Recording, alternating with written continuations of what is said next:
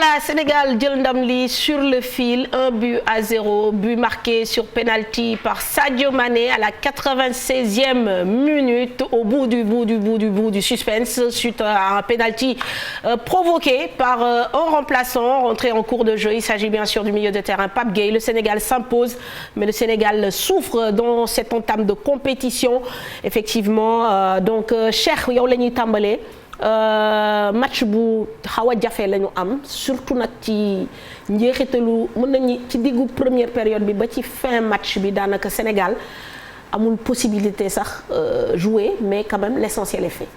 Oui, l'essentiel est fait, c'est la victoire, mais il faut reconnaître aussi que tey Aliou peut-être moom it dina kontaan ci 3 points yi parce que booy dëgmal match aussi 3 points moo am solo, mais c'est sûr que du kontaan aussi ci contenu bi nga xamante ni tey moom la équipe bi développé parce que boo xoolee tey nga football presque 45 minutes li nga xamante ni moom la naan gis football Sénégal au moins quand on parle ñëpp xamoon na ni football Sénégal équipe la boo xamante ni ci couloir yi doon na am ay dédoublement yu bari doon na am ay 1 contre 1 yoo xamante ni dina am pour ngay génn sa vis-à-vis yooyu tey gisuñu ko muy côté gauche comme côté droite.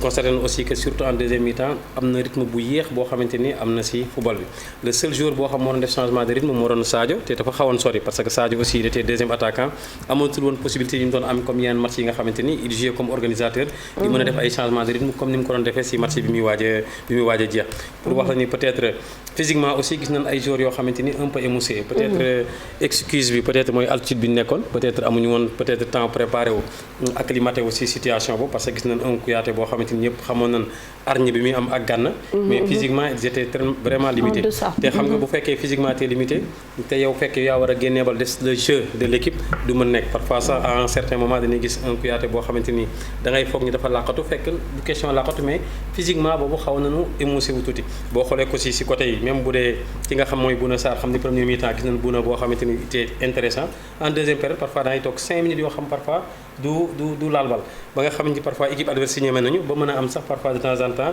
ay tir cadré mais pour wax la rek li ñuy di retenir ci match bi mooy les 3 points mais mooy victoire bi mais sincèrement li nga xamante ni moom nan naan gis ci football Sénégal peut-être des na trop excuse am na amul peut-être mën nga wax ni sur le plan physique altitude bi ñuy footballé et puis ak peut-être ak absence yi nga xamante ni moo ci am mais pour waxante dëgg mooy des na bu baax a baax. am na ku may araftu nii di ma ne bu ma fi dégg oui gagné nañu mais le contenu n'y est pas genre 3 points bon écoute c'est pour détendre un peu l'atmosphère parce que évidemment xam na ni que moom mi koy wax xam na ni que foofu la ñuy jëm.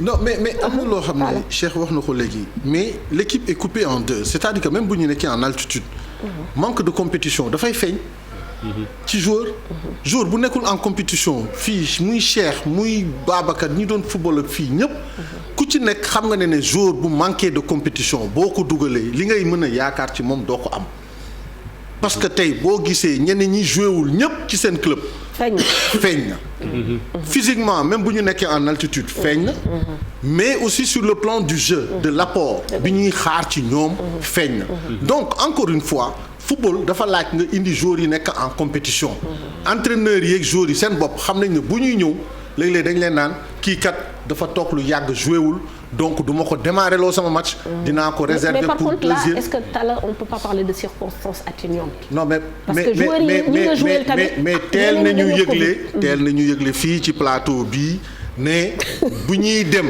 nañu bàyyi xel ci loolu. que ne ñi nga xam ne joué ñu bu ñu yaakaar trop ci ñoom. nañu ut yeneen possibilité yoo xam ne dinañu xam ñi nga xam ne ñoo nekk en compétition. parce que ñi joué wul yëpp. gis nañu tey li nga xam ne moom mooy indi faille ci équipe. mais il y a un petit bémol quand même avec Bouna Sarr qui a été. mais Bouna mais Bouna rek nga wax. mais léegi jëlal Bouna nga jël ko nga génnee ko ci mais jëlal Ibrahima Mbaye. non léegi nga jël nga pare ci loolu nga jël léegi Ballo Touré nga jël léegi Diao Keita Baldé c'est-à-dire que équipe bi yàgg nañu wax ne c'est une équipe coupée en deux. ñiy joué ak ñi joué wul. ñi joué wul toujours da ngay gis ne lii mooy sunu faiblesse tey parce que dañ doon xaar ci ñoom loo xam ne ñoom ñoo ñu war a mun a indil dédoublement yi ñuy wax un surplus sur le plan offensif. ñoo xam ne dinañu mën a éliminer proposer ay solutions. bu fekkee ne porteur du ballon bi dafa nekk en difficulté mu daal di gis un apport gis plusieurs possibilités parce que joueur quand tu as le ballon tu cherches par exemple le joueur le mieux placé. mais nga ne am naa possibilité bii am naa possibilité bële. mais bu fekkee ne benn nga am. amuloo beneen choix.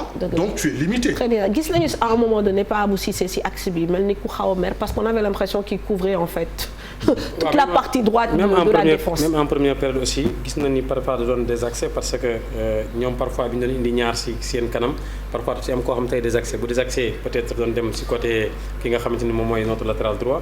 qu'est-ce qui se passait mooy bu fekkee latéral dafa yéex a ñëw wala positionné wul baax moom il était obligé à chaque fois mu nekk un contre un à un certain moment parfois ak li ñuy wax ak tàngaay bi ak métit bi dañuy dem ba xaw a mer tuuti. loolu tamit tey indi li ñu waxoon sànq rek boobu ba léegi mooy problème de positionnement ak parfois problème physique bi nga xamante ni nos joueurs parfois tey xaw nañ ko wane par rapport ak équipe boo xam aussi bien que du foudre de guerre mais équipe bu ndaw amul pour wane ni rek tey jii peut-être sur le plan physique on a pêché surtout sur si yenn joueurs yi comme ni ko Talla waxee léegi peut-être ay joueurs la yoo xamante ni amuñu yenn compétition mais comme ni nga ko waxee aussi am na ay circonstances atténuantes yoo xam tey mën nañu wax ni peut-être loolu moo tax xëy mu loolu wax. Très bien alors Babacar sa jàngat ci match bi. Man je retiens que la victoire au niveau du jeu je pense on a fait une bonne entame les 15 premières minutes mais au niveau du jeu on n'y était pas on a vraiment manqué de rythme de rythme suñu animation bi et puis on était vraiment lent avec le ballon xam nga je pense qu'il y a des choses à corriger sur loolu bon après comme Talla l'a dit bizarrement je remarque que les joueurs dont il parle ñoom ñëpp dañoo terminer match bi pratiquement donc alors que ñoom ñoo gën a manqué compétition. et puis comme en première période bi ñuy commencé. je pense que on a avant match bi commencé man fi ma doon ragal loolu lañu gis mooy l'animation offensive. surtout si la ligne défensive bu bees. amul tey jii benn sorte de balle boo xamante ni peut-être mën nga wax ni on a fait des sortes de balles triangle ou trapèze. yoo xamante ni ce sont les axes ñooy jox latéraux wala ñooy jox milieu terrain mu génn. tey feeñul foofu mais ba tey rek peut-être comme ni ñuy wax rek dañuy dem wuti ndam li. parfois mën nañ joxe ay circonstances atténuantes. circonstances atténuantes yi mooy peut-être amuñu benn yoon boo xam préparation boo xamante ni. automatisme dina mën taxaw. mais tey gisuma benn yoon boo xamante ni vraiment sur les sorties de balle que ça soit en triangle ou en trapèze équipe bi am na. circulation surtout la circulation du ballon. dafa yéex quoi. c'est-à-dire qu'on a jamais joué dans la verticalité à partir des milieux de terrain. c'est-à-dire que amuloo benn milieu de terrain boo xam ne tey dafay mën a éliminer créer surnombre. parce que surnombre boobu moo la mën a indil dans cette partie du terrain. foofu mu wóor na leen ne ci ngay mën a def déséquilibre. am ay occasions de but. quand on l'a fait à un moment donné on s'est créé des occasions. on a éliminé ci dans le dernier tiers nga gis ñu am 2 ou 3 occasions en première mi-temps. mais après amaatuñ ko c'était le néant. et donc à partir de là je pense quand même qu'il y a besoin de corriger certaines choses. Maintenant l'entrée parce que ñun d'ailleurs ça nous a un peu surpris de voir un attaquant sortir à la place d'un milieu de terrain mais finalement cette entrée-là elle a été comme bénéfique. On a senti l'impact de Pape Gueye quand il est arrivé xam nga sur les deuxièmes ballons c'est intéressant tiram bi moo indi penalty bi. Bon, est-ce que c'était même pas lui qui devait en fait jouer dans cet entrejeu peut-être avec Gana? Je pense que le fait de faire rentrer Pape Gueye, ça a permis à l'équipe au milieu d'avoir plus de solutions pour se faire circuler. Parce qu'on a remarqué que avec Gana et Kouyaté, c'était vraiment difficile de passer le ballon d'un coup à l'autre. De pouvoir changer. Donc peut-être lui il nous a permis d'avoir cet apport-là et ces changements-là. On a vu que Gana allait plus sur le côté aussi. Boo xoolee même je crois sur le but celui qui fait sur le penalty celui qui fait le centre. Donc ñoom ñaar ils ont pu aller plus haut Cheikh nekk en centrale. Mais comme je l'ai moi je pense que sur ce match ce qui nous a manqué c'est collectivement de trouver des solutions au niveau offensif. Je pense que et comme quand c'est comme ça aussi les individualités avant ñoo ñu ci doon génne. Sur ce match bon au début ils étaient on a fait ils ont essayé de faire mais sur la deuxième mi-temps c'était difficile. Avec la fatigue la chaleur. Maam Babacar dafa am lu am solo lu mu wax parce que même problème boobu ngeen doon xool au début Gana doon na ko am Paris. quand il joue intérieur gauche. quand il joue intérieur gauche parfois doon na am problème yu bari pour génne bal. tey avantage bi comme ni Gueye ñëwee beneen avantage moo doon on a à ce moment un milieu à 3 Gana qui part à droite et lui qui part carrément à gauche. et loolu peut-être comme ni mu ko waxee léegi doon na permettre ngay am ay possibilités. mën a génnee bal que ça soit à l'intérieur du terrain à droite comme à gauche et je pense que tey jii football taf ni toujours à chaque fois damay wax dañuy jàng toujours. man dama koy wax toujours quand on joue un milieu à 3 il est toujours bénéfique d'avoir un intérieur gauche et un intérieur droit. si tu as un intérieur droitier qui est à gauche il y a toujours benn lenteur boo xam dina am ci sortie de balle aussi. Très bien alors Talla sur ce changement peut-être qui fait la différence parce que je te vois un peu renfrogné là on a gagné hein, je te signale 1-0. Oui mais bon je suis resté sur ma faim. C'est-à-dire que cette équipe-là elle vaut plus. Maintenant, qu'est-ce qui nous a manqué? Pour moi, ça a manqué de liant dans la transmission, dans le jeu, dans la disponibilité. On n'a pas été mobile. On n'a pas été mobile au milieu de terrain. On n'a pas vu des permutations, des appels et tout. On était resté statique, chacun dans son couloir et pas plus. Et le football, c'est pas ça. Parfois, il faut bouger, proposer des solutions, faire des appels, contre-appels et qu'on puisse trouver quelqu'un de disponible. Parce que bal bi ki koy yore il faut que mu xool ne bon Diao moo disponible wala kii Babacar moo gën a disponible et donc je regarde celui qui est dans les meilleures conditions ma jox ko bal bi. mais loolu tey amuñu ko da ngay jàpp joxe taxawaat. et football aussi tamit. mobilité la laaj disponibilité mouvement. et ça je pense que il y a des choses quand même qu'il faudrait qu'on regarde comment on joue quels sont les joueurs aptes. Pour aujourd'hui déjà qui sont aptes et qui peuvent nous apporter ce plus-là. Très bien. À son corps défendant aussi, est-ce que c'était pas un match aussi pour Aliou Cissé à absolument négocier vu les conditions, le contexte. C'est vrai que voilà, on est passé vraiment près de le peut-être entre guillemets mini-séisme, mais aujourd'hui quand même malgré les difficultés xam nga contraintes yi bëri woon na environnement bi c'était pas trop favorable avec cette histoire de Covid. Est-ce que c'était pas juste négocier ce match et le gagner? Ce qui est sûr c'est qu'au niveau de l'animation surtout défensive ça ne pouvait pas être facile parce que c'est la première fois que pratiquement toute la ligne défensive jouait ensemble. Et je trouve que sur le choix aussi de faire jouer Ibrahima Mbaye le coach peut-être qu'il a ses idées par rapport à ça. Moi, je n'aurais pas pris ce risque. J'aurais préféré mettre Bouna Sarr à droite. Tout à fait. Il aurait pu nous apporter un plus en venant de derrière. Parce que et il n'a pas été le plus mauvais. Il n'a pas été le plus mauvais dans son poste. Mais bon, sur l'ensemble du match, quand on regarde sur les côtés, l'apport qu'on devait avoir pour aider nos offensifs, on n'a pas eu. Tout à fait. Très bien. Donc voilà. Donc moi je pense que c'est jàngat la. L'entraîneur doit à jouer avec cette équipe-là dans les conditions difficiles qu'il y avait et que finalement heureusement pour nous on a gagné le match. Mais pour le prochain match c'est sûr que il y aura plus d'adversité. Il y aura plus d'adversité. La Guinée est mais bon, après, dangereuse. Ouais, est-ce que aussi tey lii bett nañu un peu c'est-à-dire contenu bi moom ça a toujours été un débat au Sénégal. C'est-à-dire c'est vrai dugg nañu joué nañ mais toujours il y a eu des en fait un sentiment de voilà de frustration ou d'insuffisance. Donc est-ce que moi je pense que ñun ñëpp xamoon nañu match bi nii lay demee. Quand on a mis ce double pivot là, Gana et Jean Kouyaté, tout le monde sait que à chaque fois que le Sénégal joue avec ces deux milieux de terrain là, le jeu bi mënul fluide. Parce que déjà il suffit ñu te Gana l'organisation du jeu du Kouyaté moom moo koy assurer. Surtout quand on doit préparer le match quand on doit se préparer pour marquer et qu'on n'y arrive pas rapidement. Au fil du match c'est difficile. En général quand on joue avec Gana et Kouyaté en général on a du mal au niveau des attaques placées. Parce que là on a une stratégie de jeu basée sur les transitions. loolu la ñu am et surtout que boobu keneen ki nga xamee ni moom moo ko doon gën a faciliter nekku fi. Parce que aujourd'hui entre nu mu tuddati Ismaïla Sarr et Diao Baldé Keita c'est le jour et la nuit. ñaar production yi bokkul ça. il faut le dire loolu moo am. mais tey jii nag lu ci doy waar mooy match bi soo ko seetaanee da ngay yaakaar ni ñaari équipe yi ñoo yem niveau parce que li ñu wane durant 90 minutes on ne sent pas de différence entre les deux équipes. Parce que ñun suñu individualité joxewuñ y a que Sadio qui s'est démerdé pour génn ci, mais tout le reste c'était le nez. Mais il y a aussi un joueur qui est particulièrement entre guillemets critiqué aujourd'hui par rapport à son apport.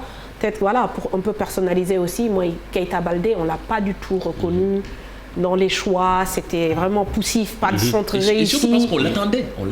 Ñu bëri dañu yaakaaroon qu'il allait au moins nous faire oublier un tout petit peu Ismaïla Sarr, mais là on se rend compte que ça le fait pas.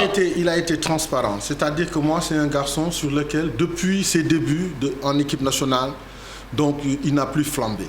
Donc aujourd'hui on le fait venir en équipe nationale, mais il n'apporte plus grand-chose parce que remplaçant aussi tamit dafay mën a jariñ dara.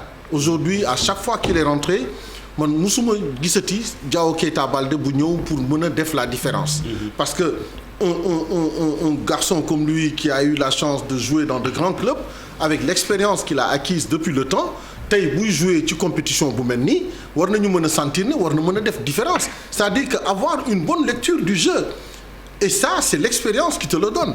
À un moment donné, dans ta carrière, tu te dis, aujourd'hui, je suis là, j'ai la possibilité de devenir titulaire en l'absence du titulaire, donc il va falloir que je m'impose et faire de bons choix, jouer juste, ne pas en rajouter, essayer de me placer et de me replacer comme il se doit et d'apporter sur le plan offensif ce qu'on attend de moi. C'est-à-dire de pouvoir éliminer dans le dernier tiers, chercher le 1-2 ou chercher la bonne frappe. Mais Diao Keita Baldé aujourd'hui, moi je me dis, il a montré quand même que il va pas devenir le titulaire qu'on attend. Mais aussi man am na benn affaire tamit. Je pense que on a noté benn ñàkk xawma manque de révolte ci équipe Sénégal bi. On l'a tout juste eu sur les 2 dernières minutes ci match bi foofu la ñu gis. Équipe bi bàyyi ko carrément ni dafay attaquer parce que ils ont assiégé nañu penalty bi. bi ñu koy am fekk dañ leen assiégé au moins pendant 2 minutes. te loolu deuxième mi-temps bi loolu rek lañ ko am ci ñoom parce que on a été tellement amorphe que on a failli concéder. mais nag Cheikh surtout benn occasion. dinaa ñëw si benn aspect 30 secondes. parce que aussi on joue pas 11 contre 0 parfois dañuy fàtte le mérite de l'équipe adverse. boo jëlee le cas. pourquoi ñun suñu sortie de balle aussi xaw a jafe mooy on avait Kouyaté et Gana. Eux ils libéraient nos 2 axes. Qu'est-ce qui se passait? Ils savaient que nos 2 latéraux aussi amuñu benn apport offensif, ils les ont libérés parce que suñu zone na nekk. Qu'est-ce qui se passait mooy amul benn yoon boo xamante ni nos excentrés wala nos hommes de couloir ont créé une supériorité numérique dans leur zone amul benn yoon. Diao Keita bi ñuy wax amul benn yoon bu mu yor bal mu am apport son autre binôme de couloir. lu mu doon def mooy soit mu jël décision bonne mooy def centre wala mu passe. kooku aussi méritu équipe adversaire fexe ba isolé ñi nga xamante ni ñooy ces hommes dangereux. boo jëlee ñaar ñi nekk ci milieu bi c'est pareil il y avait Gana qui essayait de recevoir en position 3/4 pour def le jeu. mais il était presque toujours marqué par benn wala ñaar. amul solution. Par contre Kouyaté il était pas en position 3/4 mais il savait qu'il avait 2 axes centraux yoo xam ne ils étaient libres donc quand on me donne le ballon je le remets aussi au système. Et là aussi il faut vraiment vouer aussi méritu équipe adverse parce que comme on le dit le football c'est pas 11 contre 0.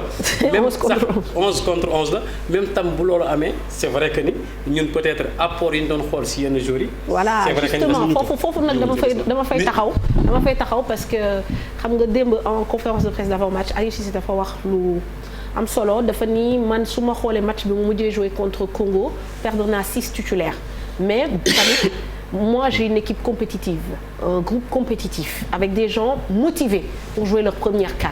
Voilà tey nag bu ñu defee comparaison bi parce que ñun aussi journalistes yi yàgg nañ di wax oui nañ leen may chance diw nañ leen bon c'est vrai que am na ñoo xam ne yàgg nañ aussi di préciser ni que amuñu temps de jeu loolu tamit yàgg nañ ko wax mais tey est-ce que mën nañ ni Sénégal finalement dafa am ñoo xam ne ñooy koy porter am ñoo xamante ni bon peut-être voilà fi ñu leen teg ak peut-être li ñuy foog ci interchangeabilité bi nekku fi. Ah, ce qui est sûr moom c'est qu'on a un groupe boo xamante ne y a des cadres qui sont là depuis un bon moment donc ñooñu ñoom ñooy porter équipe bi normalement mais vu notre façon de jouer parce que ñun nañu waxante dëgg on n'a pas une équipe qui est capable de jouer collectivement c'est-à-dire d'avoir une idée de jeu boo xamante ne moom lay teg ci suuf ba ci kaw passante di dugal.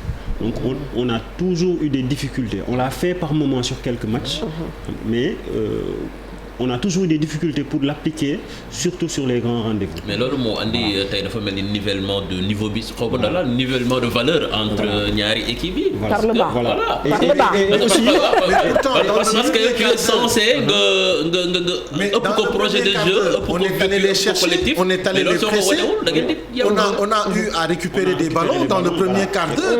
On a pressé. Le premier quart d'heure bi kay suñu On les a dugaloon pressés. match bi rek On les a gênés dans la relance. Eux-mêmes, ils doutaient. Donc, c'était à nous de concrétiser le peu d'occasions qu'on a eu. Ou alors de maintenir cette pression. Cette pression-là, parce que l'adversaire se disait... dañuy Sénégal bi c'est prenable ñu commencé génn. Mais absolument. Et là, c'était à la 24e, 25e minute, quand ils ont vu que les 2 ou 3 occasions franches qu'on a eues, on les a ratées, ils se sont dit, mais tiens, ces gens-là, donc on peut essayer de sortir et d'aller les presser et de gêner la relance.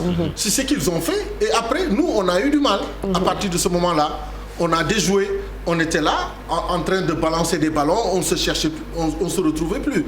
Mais mais dans le premier quart d'heure, quand on a été les chercher dans leur zone, les pousser à la faute, on a récupéré pas mal de ballons et nous-mêmes on a joué. On a joué libéré. Et tu te disais, ce Sénégal-là, s'il imprime cette marque-là, on peut aller loin. Et après, on a relâché. Je pense que sur le banc aussi, il devait avoir cette analyse-là de se dire qu'est-ce qui ne va pas rapidement. Pour réfléchir et se dire pourquoi on a reculé. Parce qu'on a reculé, on les a laissés sortir. Est-ce que du tàngaay bi aussi man dama xalaat ni heure bi ñu joué aussi voilà xam nga tàngaay bi altitude bi yooyu yëpp tamit à un moment donné tu sentais que les joueurs étaient fatigués. da nga koy gis seen kanam gis ko seen tànk ñoo ngi téye seen tànk te ñoo xamante ni sax am nañ compétition. donc loolu aussi nañ ko ci baale. on n'arrive pas aussi à jouer un jeu associatif comme ni ko Babacar waxee. équipe du Sénégal amoon na possibilité aussi avec les décalages yu bari ci couloir yi football. mais malheureusement aujourd'hui on n'a pas cet apport offensif ci couloir ba nga xamante ni parce que aussi bu fekkee ni da nga préparer équipe sur un jeu associatif mënul nekk je pense que lii des mooy verticalité ba boo ko amul mais tu peux travailler loo xamante ni comme ça un variant diagonal ci couloir yi parce que am nga un Boulaye dans l'axe des buts qui est un joueur boo xamante ni dafay réceptionner bal bu baax pour mën ko dugal un avant-centre mais bu ngeen xoolee ci match bi yëpp amul loolu mais loolu li ko waral mooy tey suñu faiblesse ci suñu ay couloir peut-être amuñu ña fa daan nekk amuñu automatisme yi moo tax ne kon circonstance atténuante dafa mais un Bouna Sarr cet apport offensif là mais il a apporté sur les matchs qu'il a joué les derniers matchs qu'il a joué comme arrière droit cet apport offensif là il vient de derrière il va vite après défensivement c'était pas le cas dafa doon senn ci ginnaaw mais loolu moo doon aujourd'hui sur ce match moi je trouve qu'il aurait plus apporté en venant de derrière. Ouais. D'ailleurs ça nous permet d'ailleurs de parler un peu du comportement quand même de notre axe. C'était un axe aussi inédit, Abdou Diallo par Abou Cissé. Je trouve que c'est l'une des satisfactions de ce match aussi. Franchement, je les ai trouvés convaincants. C'est vrai que parfois ils prennent un peu de risque quand même dans leur sortie de balle. Mais c'est quand même sur le plan défensif, je pense qu'ils ont fait leur match sur le plan défensif. Sur le plan offensif, à l'heure de sortir le ballon, parce que quand on te libère, vous êtes deux dans l'axe, on vous libère.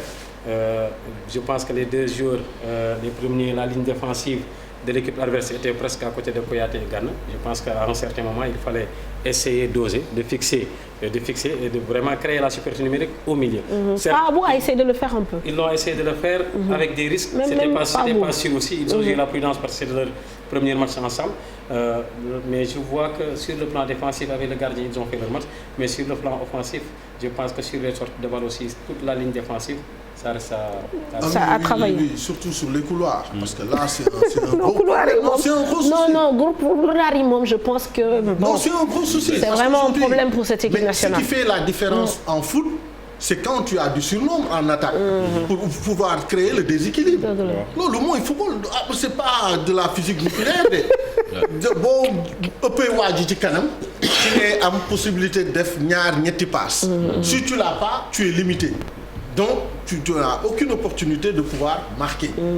Et donc, sans la vitesse qu'on avait sur nos côtés avec des dédoublements, Aujourd'hui, on est en rade sur ce côté-là. Et à partir de ce moment, on voit que nous, on a des difficultés pour pouvoir dominer l'adversaire ou pouvoir même se créer des occasions. Voilà, mais aussi, ñu ngi doon wax sànq Boulaye Dia, comment ça s'appelle, Diao Baldé Keita, mais aussi Boulaye Dia, faut que attardé au Ticam, que le Sénégal aille loin ou bien remporte cette CAN, il faut un avant-centre qui marque des buts. Boulaye t'a dit, est-ce qu'il y a un tir cadré ci match bi? Je pense pas qu'il y ait l'occasion même de frapper.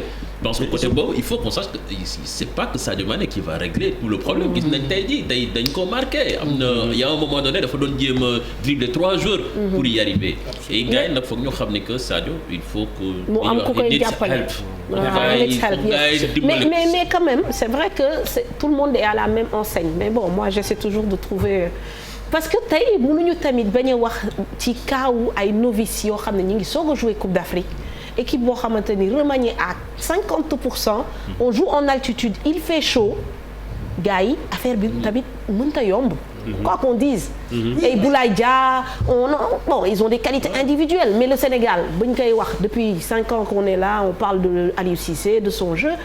On a toujours eu des difficultés. Ñu ñëwaat indi ci yeneen difficultés yu tegu, mais c'est normal que peut-être des joueurs ne se retrouvent pas tout de suite. Même si c'est compliqué. Si aujourd'hui on revient aux choses simples, si c'est compliqué. Mais tu joues. On revient aux choses simples. C'est quoi les choses simples? C'est les fondamentaux. Les fondamentaux. Mooy lan? Non, il faut ñu faram fàcce. Une préparation qui bu ànd ak football, c'est-à-dire faire des transmissions, faire venir nos arrières latéraux si c'est bloqué, changer de côté, faire dédoubler, des choses simples. Xam nga foofu laa doon ñëw di Cheikh waxee sànq le cas de Boulaye Talla aussi la part de sécurité numérique parfois aussi xam nga football dafay am sécurité numérique ak sécurité positionnelle. Aujourd'hui même su fekkee Boulaye décroché wul pour mën a dem ay tir cadré je pense que moom ak Sadio ils avaient une sécurité positionnelle dans l'axe des buts ba nga xam ne njort naa ni bu fekkoon les hommes de couloir def nañ ay centre ñëw mënoon am dara. Plus de ballons. Ils avaient pas de ballon. Moo tax Sadio au final après il a un peu lâché. Au fur et à mesure du match parce que bon après xam nga Cheikh yaa ngi koy wax durant bi ñu seetaan match naan Sadio peut-être dina ñëw ci axe bi repiquer jël balle bi yéegal mais tamit mënoo jël balle sa camp yóbbu ko ba camp jàmbur parce que da ngay am tamit da ngay am ay adversaires ci kaw. Ils avaient l'obligation de respecter les consignes qui est à mon avis de fixer la défense adverse et être capable de se décrocher un tout petit peu mais pas jusqu'au bout. Pour ñu am un grand Sadio Mané il faut qu'il reçoive des ballons dans le dernier tiers pour pouvoir faire la différence. Pas aussi loin. Mais doo ko jëlee ci sa ligne médiane bëgg a éliminer 3-4 doo yegg. Et tu vas recevoir des coups. Il a réussi quand même à avoir des coups francs. Franchement, il a fait ce qu'il a pu, il a provoqué, il s'est même créé des occasions lui-même et il a mis en évidence après Ghana pour marquer un second but. Donc c'est pour dire que à un moment donné, lui, ce qu'il devait faire, il l'a fait.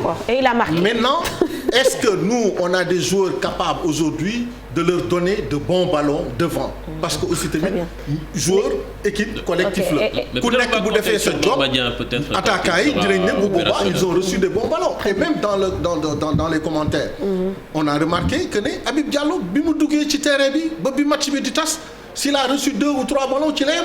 Oui, non pour te dire que là c'est-à-dire approvisionnement bi. Que l'approvisionnement à partir du milieu de terrain faisait vraiment défaut. am na tamit benn constante c'est-à-dire wax nañu les éléments extérieurs mooy problème mu Covid bi 6 titulaires et cetera bon tout ça on l'a dit mais il y a quand même une constante c'est que notre milieu ne change pas. C'est ce même duo. Maintenant Cheikh aussi yow technicien nga à un moment donné est-ce que du foofu la nœud du problème bi nekk. Oui, mais xam nga équipe bi. Tu es dans une position, tu n'as pas envie de poser. C'est normal, mais les constantes sont là. Loolu tamit mënuñ ko ñàkk ba ñu wax. Est-ce qu'il avait le choix sur ce match? C'est ça, parce que comme ça il avait le choix. Je pense qu'on a dit au début que Aliou a joué avec 2 pivots. Les 2 pivots avec lesquels il a joué, ñëpp xam na ni Cheikhou Kouyaté c'est beaucoup plus box to box que Guinée Baldé football. Mais on a vu aussi que Ghana. Il a évolué, il le faisait très bien. Aujourd'hui, il l'a pas fait, c'est parce qu'on ne jouait pas 11 contre 0. Il a moins fait.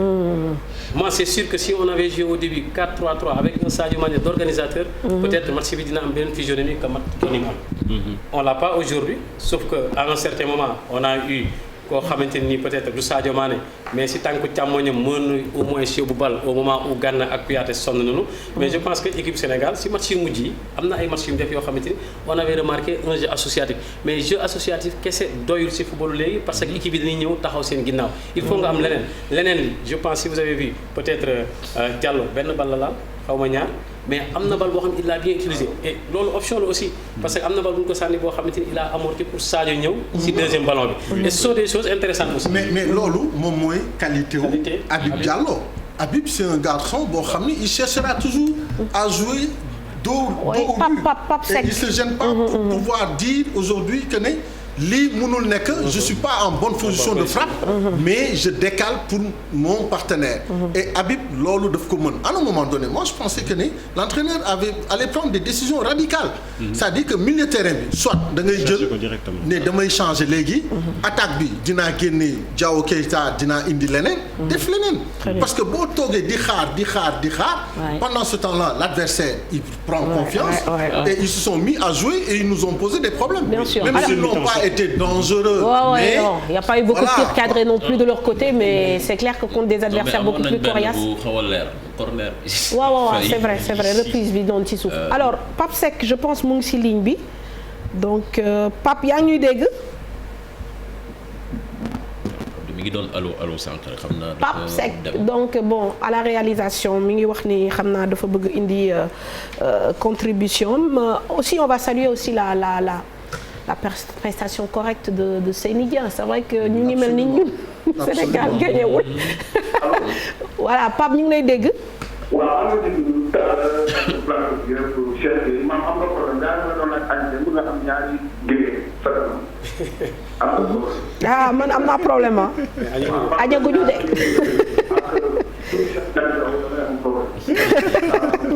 mais ça va aller. dama am benn aperçu quoi parce que condition yi ñu tuddee ci compétition bi. dafa andi problème parce que match bi boo koy xoolee dafa dugg match ngay préparé pour dugg ci compétition match de préparation lay dugg pour dugg ci compétition. parce que souvent match yu daan jëkk am pour préparer dugg ci compétition noonu lay mel. day def match yu demee nii. mais léegi boo duggee compétition bi day rectifier pour mën dem sa yoon. amoo benn match de préparation alimenté wuloo defoo dara match bi.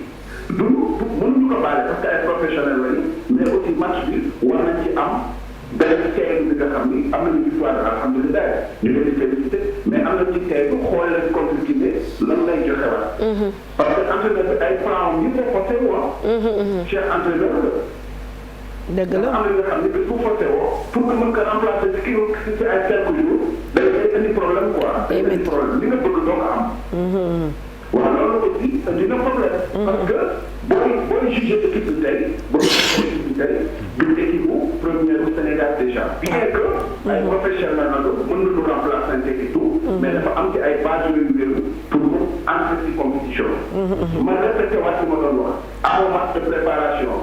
alimenté woo dafa am facteur yi nga xam ni dana la permettre nga mën réfléchir mais léegi yaa ngi toogaat ba vendredi dana am beneen kanam boole wane. parce que dafa doon match bi mooy match yu jaune fi nga xam ne équipe bi fan lañ jëm. dañuy connaître xam nga football. mais man am na. kon xamagoo ko nii. kon xamagoo ko nii. mais man li ma bëgg nga wax. léegi jox na ma am na ay quelques données ba pare dama manqué sama base. li nga xam ne si laay demee ba sore.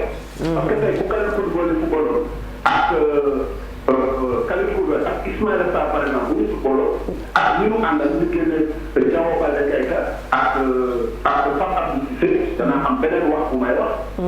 mais léegi sama doole dafa wàññeeku c'est pas l'équipe la grande équipe sénégalaise bi nga xam ni moom la ñu yor favori la wala dara. mais te suñu actif aussi nañu xool contre Guinée nañu tempéré pour amoon na yoo xam ne noonu daal.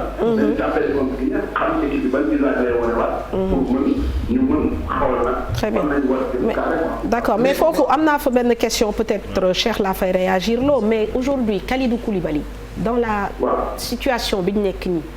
gëj na football ça fait plus d'un mois. ñëw na reprendre na. mais footballagul. est-ce que tey moom non maa ngi Cheikh sax laa bëgg laaj Cheikh Gueye est-ce que tey duggam Kalidou sax ci yeneen match yi day nekk lu évident. xam nga wax naa ne démb man leen ñun entraîneur. dañuy dem ci ay certitude. certitude mooy li la wóor ak li la leer ak li nga gis. je pense Aliou mi ngi ak Koulibaly foofu ñuy entraîner tey gis na match bi Pape Abdou Cissé def un match correct à mon avis. Il serait un peu risqué d'ici vendredi je sais pas de l'amener dans l'axe central. Peut-être du soxlaa football peut-être sur les sorties de balle te Pape Abdou doon na ko def ni mu ko war a mën a defee. peut-être mën na doon risque comme ni gardien bi nga xamante ni nekk fi woon dem tey xaw ma bëri démb nekk si kii bi. mais pour wax la ñun entraîneur si ay certitude nañu demee si ay base yu leer. je pense tey Pape Abdou def na match boo xamante ni war na ko mën a préparer waat pour mu mën a football contre Guinée le temps que Koulibaly mën a am benn assise boo xamante ni moom la laaj. mais comme ni wax rek Aliou moo nekk ak ñoom. moo nu gën a xam si yan état de forme la nekk mais si li ma jot a gis tey Pape Abdou il peut être mise en jambe bu baax la de parce que c'est pas un match capital aussi sur le plan. waaw l'enjeu. waaw ma bàyyi la. waaw mais damay dellu si waat tuuti. blessure. blessure ngay dellu si waat. parce que fii conférence dañ ni pour nga dellu si sa meilleur niveau il faut temps bi nga blessé nga toogoon nga mën dellu si sa meilleur niveau. mais bu compétition taxawee yeneen paramètres lay taxawaat yeneen doon. Très bien. Non mais c'est un débat aussi à avoir. Kii merci Pape, merci pour l'intervention. Nous ñu waa Marseille yëpp. Donc Talla, c'est un débat à poser. Mais absolument parce que xam nga compétition. moom mooy lépp. C'est la réalité du terrain. qui va te dire ak kii ci ban ak ban niveau la toll. kii qualité jour yi ñu yore tey dinañu mën a gis xam ban niveau la ñu toll ak valeur ban la ñu am sur le marché. Parce que souvent on a un peu extrapolé ci yenn yi mais en réalité aujourd'hui on est mis devant le fait accompli jour yi ñu am nii la ñu toll seen niveau fii la est-ce que ñooñu ñoo war a continuer di def wala dañu war a yàkkamti récupérer ñenn ñi pour mën leen teel a dugal ci équipe. Mais il connaît son corps, c'est un athlète de haut niveau. Je pense que mais moi je parle même de l'ensemble des garçons qui démarrer match bi mais forcément war na commencer di dugg ci équipe bi contre Malawi on ne sait pas nan la ñuy ñëwee. Est-ce qu'on sera obligé de gagner ce match-là wala match. Non, a priori là déjà avec cette victoire. Mais di nga ko soxla pour nekk en forme dëgg. à partir des mise en jambe bi il faut mu commencer ci prochain match. xaw ma ban moment lay choisir pour mën ko dugal pour mu commencer nekk dans le bain. commencer am esprit compétition parce que jusqu'à présent mi ngi nekkoon ci ay soins. nekk ci ay rééducation di defaru ndànk-ndànk. Il va falloir qu'il soit négatif d'abord aussi hein, parce que j'espère parce que je me demande même est-ce qu'on pourra faire faire rentrer beaucoup de joueurs d'ici le prochain match. Parce que non je pense que ñi doon jouer ba cas bi arrêté leen honnêtement. diir boobu war nañ leen mën a dugal ci équipe bi. parce que ñi nekkoon en compétition ñu doon jouer temps bi ñu toog nii ba ñu jàppaleen ci affaire Covid bi ñoom bu ñuy dellu si war nañ leen mën a ñam. parce que ñi joué wul bu fekkee ne seen club ñoo mën a ñëw di jouer. donc ñu toog une semaine à 10 jours war nañ leen mën a. waaw te puis Tall du ma la dog sax ci affaire Covid boobu ñuy wax sax maa ngi seetaan benn vidéo Sadio Mané bi match bi jeexee.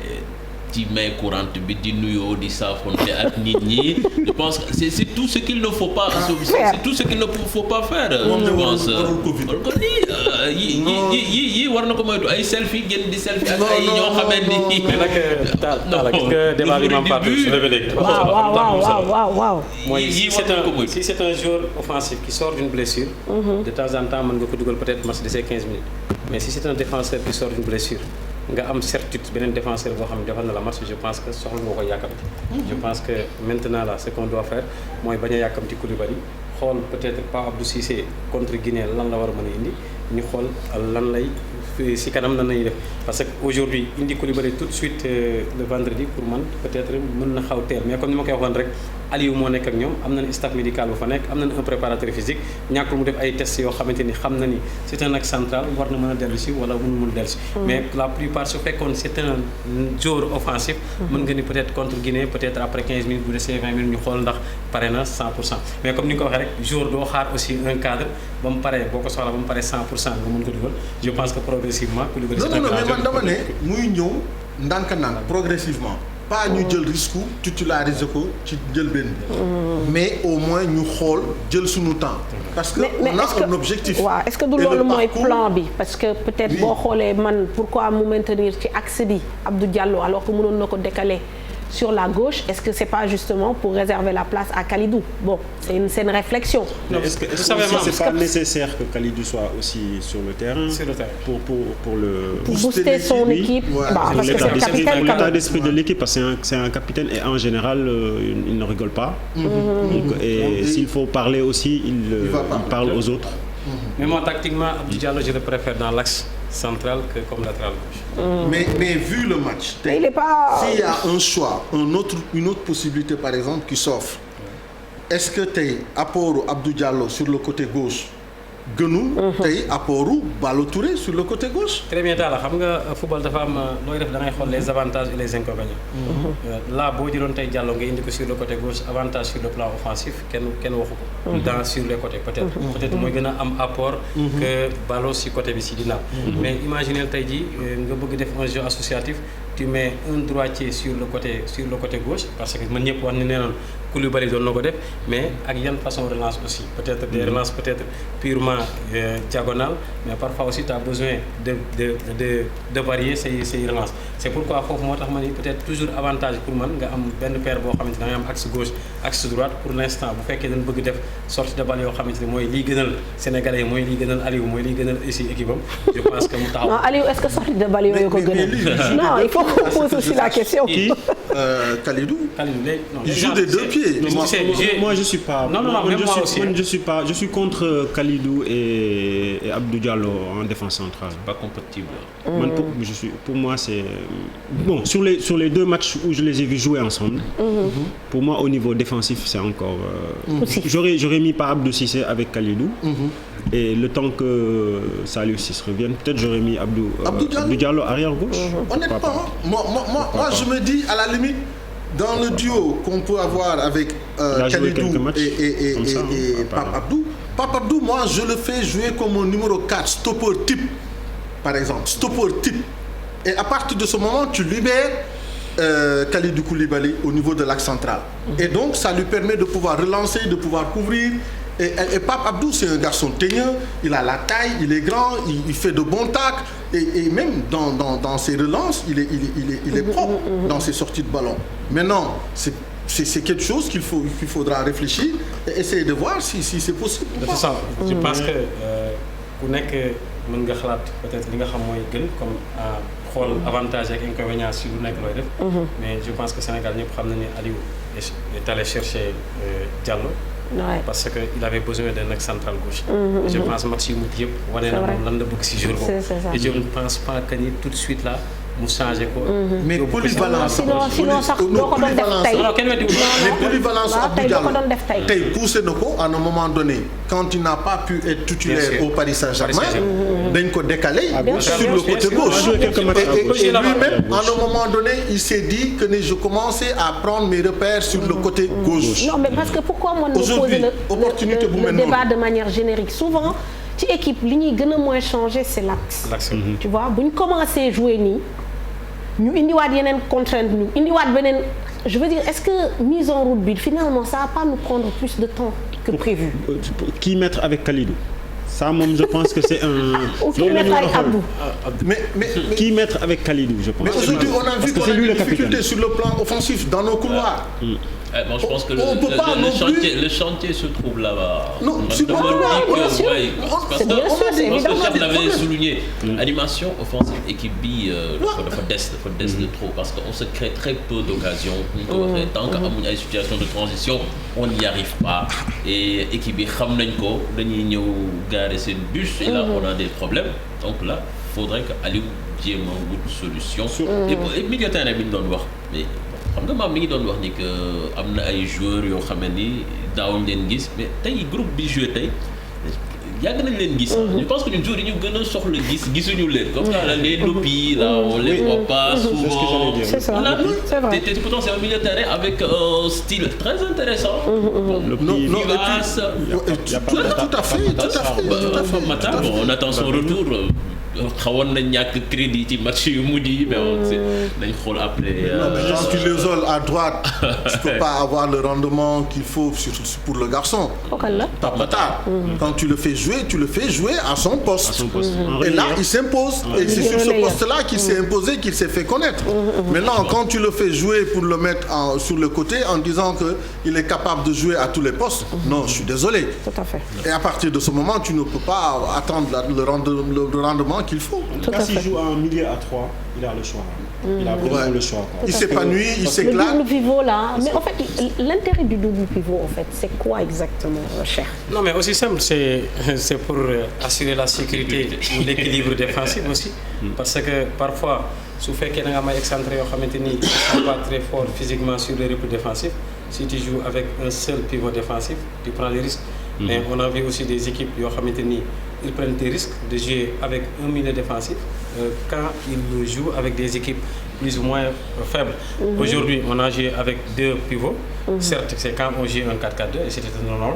Mais quand on a vu que l'équipe a changé de schéma en jouant un 4-3-3, on a vu que c'est seul Kouyaté qui était comme milieu défensif et les 2 autres, à savoir les 2 gays, jouaient comme des intérieurs, un intérieur droite, un intérieur gauche. Mais l'idée d'avoir 2 pivots défensifs quand tu joues un 4-4-2, tu as l'option de jouer avec un pivot défensif carrément comme Kouyaté, mais je reviens sur ce que j'avais dit avant, que Ghana, sur ses dernières prestations, ces dernières années, on a vu un Ghana plus relayeur que pivot défensif. Oui, mais dans le foot, à un moment donné, il faut savoir prendre des risques. Tu ne peux pas te contenter d'avoir 4 défenseurs déjà derrière et en plus en rajouter 2 milieux, en plus 2 milieux défensifs, ça te fait 6. Et sur le plan offensif, qu'est-ce qu'il faut? Si tu n'as pas des individualités comme Sadio Mané, Ismaïla Sarr, Crépin, capables de pouvoir éliminer, de créer le surnombre, là tu te limites. Et aujourd'hui, on a une équipe diminuée sur le plan offensif. Donc à partir de ce moment, il faut savoir aussi prendre des risques. On est 4 derrière, on n'est pas acculé. On peut mettre un milieu défensif et le reste, on met des garçons qui ont même relayeurs qui puissent donner des ballons. Qui peuvent donner des ballons aux attaquants. Donner des ballons parce qu'on a été dépourvu de ballons au niveau de l'attaque. Donc, ces garçons-là, si on ne les a pas, franchement, moi, je ne vois pas. Bon, dans quelques instants, on va regarder ce que donne aussi la Guinée, parce que la Guinée a fait des matchs de préparation, battu une première fois par le Rwanda 3-0, puis elle s'est rebiffée, elle s'est imposée lors du second match amical sur le score de 2-0. On considère que c'est notre adversaire le plus difficile dans cette poule, donc il joue normalement à 16h. Est-ce qu'on ne l'a pas joué aujourd'hui, notre adversaire le plus difficile? Oui, peut-être. Bon, on verra bien, parce que quand même, le Zimbabwe dont on parle là a pratiquement perdu 5 cadres dans son équipe. Donc c'est un effectif composé de joueurs locaux et franchement on voit la physionomie des 15 premières minutes, on dit ça va être un match facile. On va gagner mais de manière ils sont montés aisée. En puissance. Voilà, maintenant on n'a pas réussi à marquer nos occasions comme disait Tala et après on s'est rendu les choses beaucoup plus difficiles. C'est une équipe qui est montée en puissance, qui a pris confiance. Maintenant le statut de favori Babacar, est-ce que de l'ol aussi pression là? Pour une équipe comme le Sénégal. Vous avez des commentaires, le Sénégal qui a des difficultés, le Sénégal. Bon, comme si. Moi, je pense que quand même, Zimbabwe, on jouait le Zimbabwe. Vraiment. Mais même, il faut assumer. Mais on peut l'assumer comme ça, avec les mots, mais mentalement. Mais c'est ce qu'on a dit hier ici. Mentalement, si on n'est pas fort, si on n'est pas prêt, on ne peut pas prétendre gagner une coupe d'Afrique. Ouais. Honnêtement, c'est-à-dire qu'il faut assumer. Aujourd'hui, c'est des garçons qui ont l'habitude de jouer avec la pression. Ils jouent tous dans des clubs où on a des exigences. On leur dit, écoutez, il vous faut gagner ces matchs-là, il vous faudra finir parmi les 5 premiers de votre championnat. Dans les clubs auxquels ils évoluent tous, Sadio Mané, il a la pression de terminer au moins dans les 3 premiers. Naples, Kalidou Koulibaly, c'est pareil. Bon, d'autres dans leur club, ils ont l'obligation de gagner régulièrement leur match. Donc maintenant, s'ils viennent en Coupe d'Afrique, et tout le monde les attend. Le Sénégal est attendu. Le Sénégal, tout le monde attend. Le monde entier attend le Sénégal. Ça rend les matchs d'autant plus difficiles. Donc voilà, on doit se préparer en conséquence, se préparer en se disant, mentalement, il faudrait qu'on soit fort. Très bien. Cher, sur ce point-là. Statut favori, pression bi, wax ji, attente bi, je me souviens. Aduna comme objectif en pression. Oui. pense que ku am objectif am pression te nit moom boo demee ba amatoo objectif nekkatuloo nit. Je pense que équipe bi ñu yor aussi nekk ñu ay joueurs yoo xamante ni pression war na féete seen kaw ñoom joueurs yi je parle pas du staff mais je parle des joueurs en tant que tel parce que joueur bu nekk équipe ba ngay football da ngay jouer Ligue des champions parfois day am pression boo xamante ni dafay xaw tar parce que foofu lu ñu fiy investir ci xaalis peut-être bokkul ak fii wala lan la jëndee ak lan lay fay par minute par seconde bokkul peut-être li ngay am fii il faut nga am li ñuy wax patriotisme ñëw war a fulaal sa bopp dëggal sa bopp parce que aussi joueurs yi parfois ñoo ci war di génne les entraîneurs parce que quand tu récupères et tu ne vas pas devant, où est la faute de l'entraîneur? Quand les transmissions sont lentes, quand on te dit qu'en contre-attaque, le premier ballon, quand tu récupères le ballon, la première passe doit aller vers l'avant. Et yow nga yor bal bi mel ne kakatar wàññee ko ci ginnaaw mais l'entraîneur bi nekk ci banc bi yorul commande muy def noonu kon ce qui veut dire que à un certain moment jour yi génne non d'accord bu génnee ñi def loolu yëpp kon tey am na milieu terrain tey boo xamee ne heure bu dëggee bal bi gars yi ko prisonnier mu da ngay indi beneen débat xam nga tax nous les entraîneurs football dafa am probabilité ak certitude xam nga lu mooy li ñuy wax sànq Diallo dem si côté gauche bi et tout ça peut-être da ngay indi ay probabilité ni dina la indil gën peut-être di fa keneen nekk mais Aliou moom si boppam xam na ni Diallo am na ay certitudes yoo xamante ni moom à l'axe central war na ko mën a indil li gën kon ce qui veut dire que certes ay probabilité ngay demee de temps en temps mais boo amee certitude mooy gën ay probabilité mais est-ce que des fois tamit doo pari doo jël ay pari bàyyi certitude yi fa léegi soo ci prestation yow sa équipe bu joué nga gis ne maa ngi doon am doute ci lii ci lële mais au vu des prestations mais xanaa di nga changer avis di nga ne man. bien sûr mooy certitude mais léegi nag probabilité bi kon da nga koy dindi.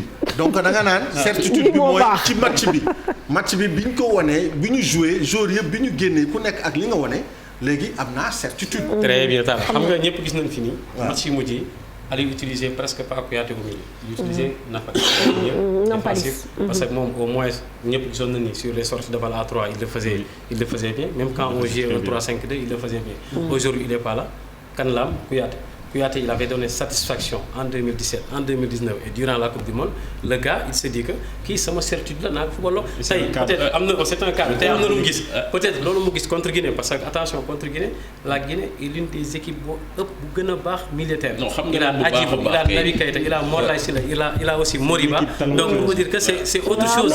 mais c'est une équipe talentueuse man équipe zimbabwéenne yi ak équipe malawite yi ñoo gën a mën a poser problème Sénégal que une équipe guinéenne. xam nga lu tax parce que Guinée dinañ jouer. non encore que Zimbabwe tëjul jeu bi d'ailleurs Cheikh Tidiane Diagne mu ma koy wax sànq. te Zimbabwe tëjul jeu bi tëjuñu ko il faut pas tamit ñu toog fi naan non Zimbabwe dañoo tëjoo dañoo def bloc bas non ils ont fermé le jeu. deuxième mi-temps Sénégal footballul là deuxième mi-temps ñoom ñoo football match bi. mais en première mi-temps ils ont fermé. mais quand ils ont fermé tu laisses l'occasion. parce que première minute on s'est dit que mais ñi c'est des manchots. mais non man fermé bi sax gisuma ko ci première minute yi. ci moment fermé wuñu jeu bi am ay occasion. non mais attends mais non xam nga mais taala occasion bi ñu koy am mooy dañ leen sàcc parce que dañoo génn tuut ñu bàyyi leen ñu génn rek ñu am leen. mais seen aspiré. ñaari transition lañ fa am ñaari transition. xëcc nañ leen aspiré leen suñu génnoon konoon on allait avoir beaucoup plus de contre-attaque. mais man Cheikh pour revenir si li ma doon wax Guinée. pour man équipe boo xam ne la peut-être buy ñëw dafay bëgg jouer au même niveau que Sénégal. te bu boobaa nag foofu la leen di jox ko. non mais c'est pas parce que tey gën a bëgg football que Sénégal la philosophie du football guinéen c'est de jouer au football. c'est ça mais non c'est une équipe qui joue. mais après contre Maroc man seetaan naa leen ils ont joué mais ils se sont fait. le problème qui se pose maintenant est-ce que les transitions yi ngay mën a am. si match yi weesu yi nga ko doon defee est-ce que tey am nga nit ñooñu ba tey damay revenir si problème de couloir est-ce que am nga ñooñu ba nga xam Guinée boo ko bàyyi ak bali bu football nga mën ko bett si loolu aussi ça pose problème mais tey à un certain moment j'ai dit ça à Babacar nee naa ko nous on n'arrive pas à faire un jeu associatif est-ce que du nax ñi comment nax leen techniquement ils étaient limités duñ leen bàyyeel bal bi à un certain moment pour am zone bu ñu koy récupérer pour mën a jox Sadio au niveau de la défense parfois aussi il faut être intelligent parfois on n'est pas du tout obligé à chaque fois de jouer le jeu de faire un jeu associatif ou combiné de temps en temps une équipe limitée bu bëgg football parfois bu la neexee bàyyee ko bal bi taxaw pour def des transitions mais est-ce que am nga nit ñooñu tey pour def transition ci match tay bi peut-être amoo ko woon peut-être prochain match contre Guinée mën nañu ko am li mu wax noonu je pense que foofu nag mooy couteau à double tranchant parce que li mu wax nii que soo xoolee tey match bi ñun bi Zimbabwe commencé yéeg suñu kaw foofu lañ commencé am problème dans la construction parce que ñëw nañ gêné ñu ba suñu relance première relance ñu gêné ko.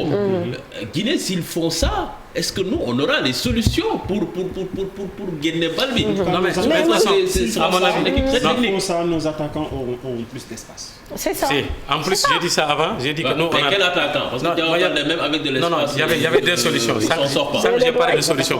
Si l'équipe adverse joue bloc haut, mais tout le monde sait à un certain moment à Liverpool, Sadio da doon def ay décalage yu baax yoo xamante ni quand l'équipe parce que en Angleterre presque toutes les équipes jouent bloc haut. da doon gis Sadio buy génn si milieu terrain bi demander balle après il était en face du gardien de but. Gana même rôle boobu Gana à partir de la deuxième ligne. Équipe bi bu la defee bloc haut war nga mën a am loolu en plus de cela Boulaye mën na ko et là aussi on a 3 ou 4 joueurs pour récupérer peut-être yenn joueurs. Mais ce sera un match intéressant en tout cas.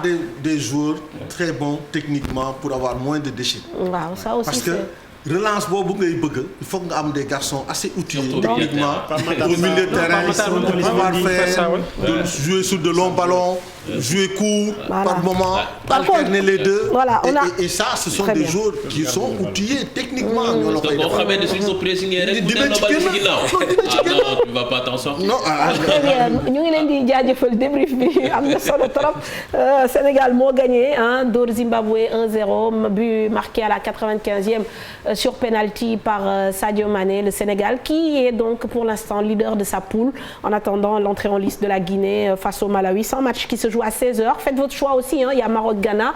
C'est un match aussi très intéressant. Bien et nous, on se donne rendez-vous ce soir pour le débrief de tout ça dans Soir de CAN. Just got stuck under striker, far from it. And that heavy first touch.